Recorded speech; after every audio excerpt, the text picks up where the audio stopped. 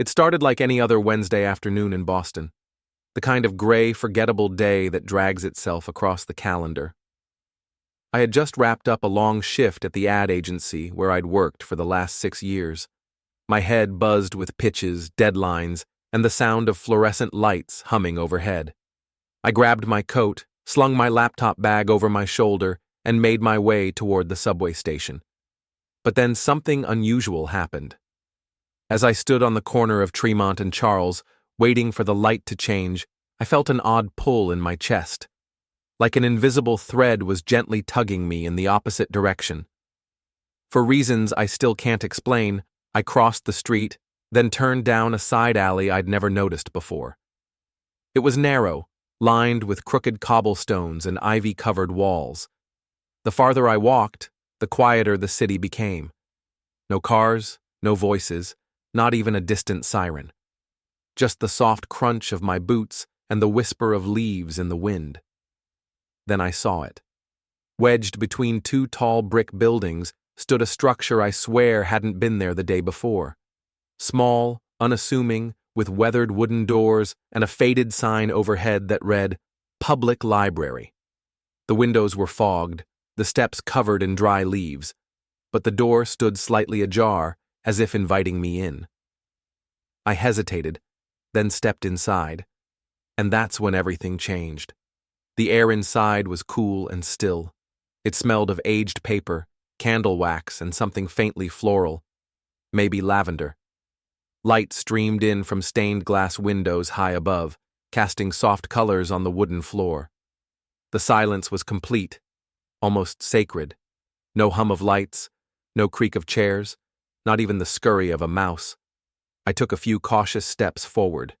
The interior was massive, much larger than the building had seemed from the outside. Rows of tall bookshelves stretched up into the darkness, ladders attached to rails, old brass lamps illuminating the space with warm amber light. Every shelf overflowed with books, some ancient, with crumbling leather covers, others pristine, almost glowing. What struck me most was that nothing was labeled. No sections, no categories, no Dewey Decimal System. Some books had no titles on the spine, some had no spine at all. Just blank bindings or strange symbols I didn't recognize. I moved deeper, drawn toward a corner where a single book sat on a pedestal. It was green, bound in soft leather, with gold-embossed lettering, "The Days Yet to Come." The title sent a shiver down my spine. I looked around, still no one in sight. I opened the book, and what I saw made my breath catch. It was about me. The first page held my name, written in looping calligraphy. Below it was a timeline, not of past events, but of moments that hadn't yet happened. I flipped through the pages, my eyes scanning sentences that described scenes I hadn't lived yet. They mentioned names I didn't recognize, places I'd never been, feelings I hadn't felt. Then I saw today's date. It read, 3:47 p.m. He enters the library, opens the green book, begins to understand what he has found. I looked at my watch. 3:47 exactly. My stomach turned. I flipped to the next page. He begins to question everything he knows about time and memory. He senses someone watching him, but turns the page anyway. I froze. And that's when I heard it. The sound of a page turning that wasn't my own. Soft footsteps echoed behind me. I spun around. At the far end of the aisle stood a woman in a navy blue sweater, silver hair tied back neatly. She held a clipboard and was watching me with calm, expectant eyes, as if she had been waiting for this moment. "You found it," she said softly, stepping closer. "Most don't. Not until they're ready." I couldn't speak. I just nodded. "Come," she said. "There's more you need to see." The woman moved through the aisle without sound, as if her footsteps were absorbed by the floor. Her presence was calm, yet commanding, like someone who had stood among these shelves for centuries. I followed without question, as if drawn into her gravity. We turned past a wall lined with portraits, black and white photographs of people reading. Some looked happy, some looked haunted. "Where am I?" I finally asked, my voice trembling slightly. She didn't stop walking. "This is a library," she said, "but not like the ones you've known. Here, we keep stories that haven't happened yet, as well as those that never did." I frowned. "Are you saying these books are… what? Fiction?" She stopped and looked back at me. "Possibility," she corrected. "Every choice, every hesitation, every silence creates a branch, a path, a version of reality that might have been. Here, we record those echoes." She turned again and continued walking. "This place finds people when they're ready to confront not what is, but what could be." I didn't know what to say. My heart pounded. The green book I had opened still felt warm in my hand. We came to a small room with a round table. On it lay a dozen books, each a different color, size, and texture. She gestured toward them. "These are your lives," she said. I stared. "I only have one life."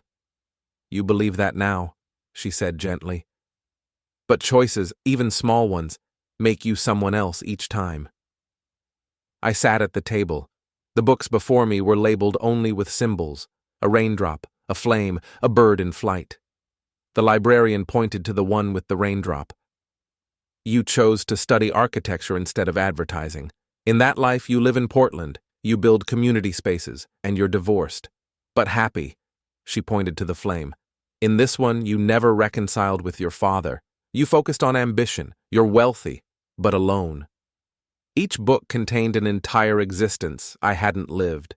Pages filled with joys I'd never experienced, griefs I'd never endured. People I loved in some timelines didn't even know me in others. "How can this be real?" I asked. "It doesn't matter," she said. "Real is just a word we use to make sense of experience. What matters is what you do with the knowing." I opened the book with the bird. A version of me that left everything behind at 29 and traveled the world. He wrote poems.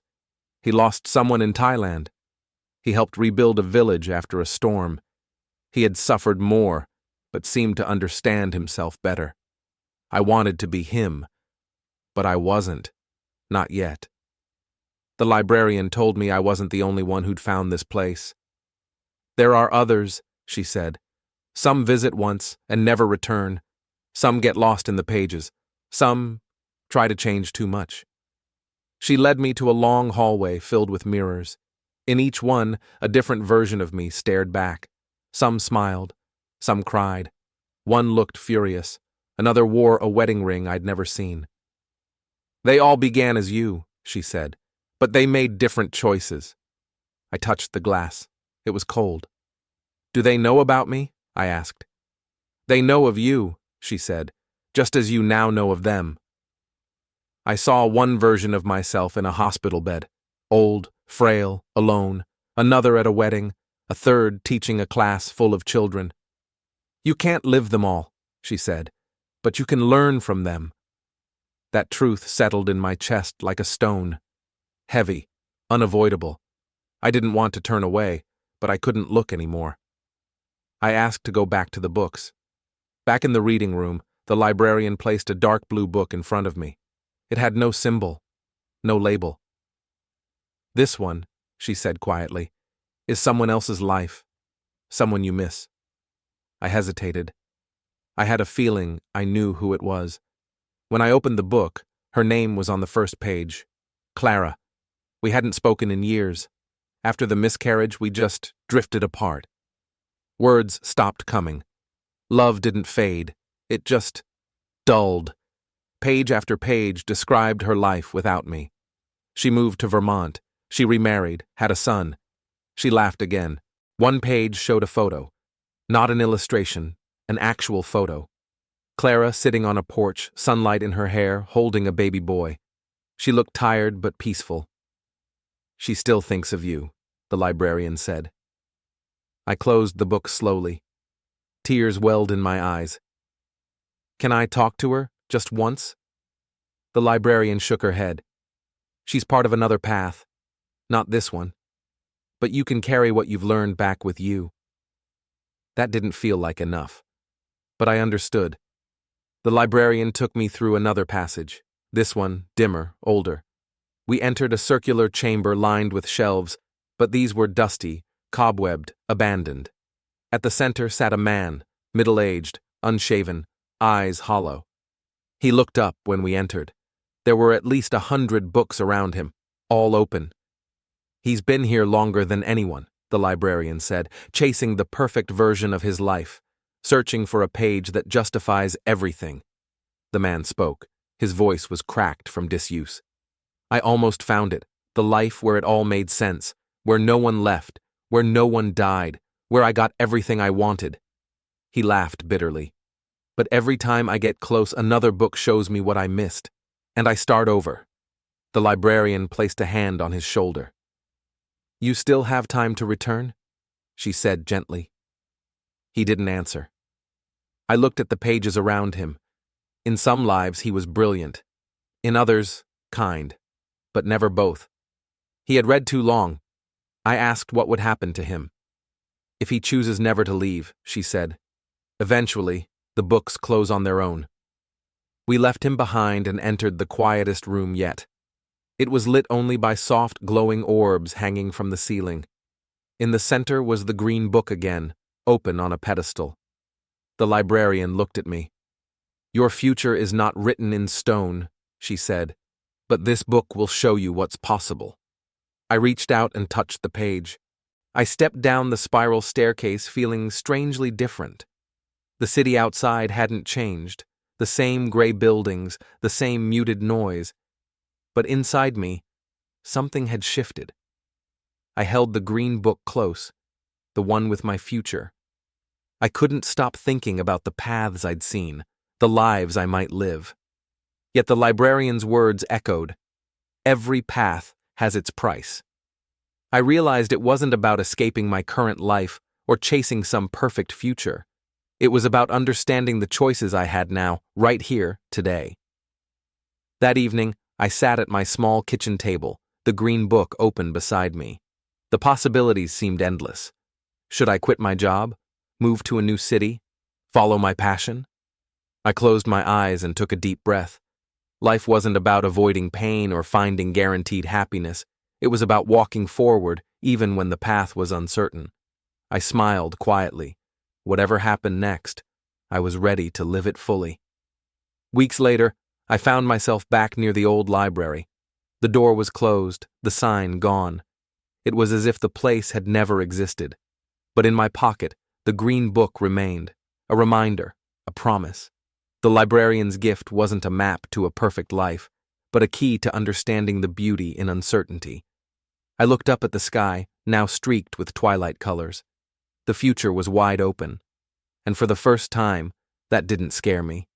I stepped forward into the fading light, the green book tucked safely in my bag.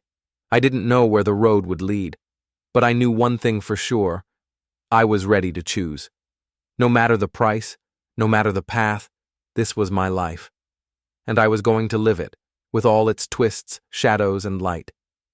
If this story reached you today, maybe you found your own hidden library. Maybe you're ready to put something behind you, or pick something up again. If it meant something, leave a comment.